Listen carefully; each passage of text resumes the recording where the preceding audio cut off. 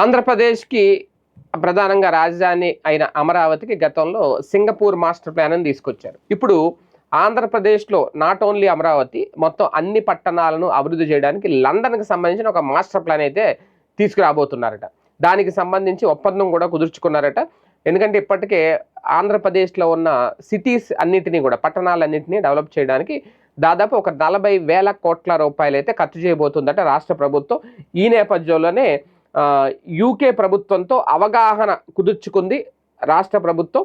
దీనికి సంబంధించి మంత్రి నారాయణ సమక్షంలో యూకే ప్రభుత్వ ప్రతినిధులు సమావేశం కూడా అయ్యారట.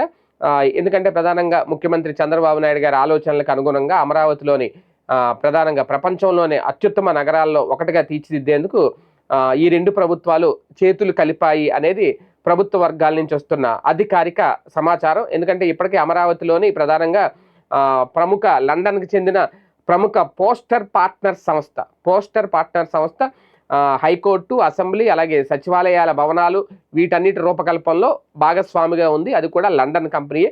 సో ఈ నేపథ్యంలోనే ఇప్పుడు పట్టణాలను, సిటీస్ని, ఆంధ్రప్రదేశ్లో ఓన్లీ అమరావతి కాదు, సిటీస్ని, అన్ని సిటీలని కూడా డెవలప్ చేయడానికి ఇప్పుడు లండన్ టచ్ ఇవ్వబోతున్నారు. రాష్ట్ర వ్యాప్తంగా మొత్తం 123 మున్సిపాలిటీలు, కార్పొరేషన్లలో కూడా మౌలిక సదుపాయాల అభివృద్ధికి సంబంధించి ఈ భాగస్వామ్యం ఎంతో ఉపయోగపడుతుందని భావిస్తున్నారు. ఎందుకంటే ప్రధానంగా రోడ్లు, డ్రైనేజీలు, త్రాగునీరు, అలాగే solid and liquid waste management వంటి కొన్ని ప్రాథమిక వసతుల కల్పన మీద ప్రభుత్వం ఇప్పుడు ప్రత్యేకంగా దృష్టి సారించింది. దాదాపు ఇప్పటికే ప్రభుత్వ సహకారంతో 40,000 కోట్ల రూపాయల విలువైన పనులు కూడా చేస్తున్నారట.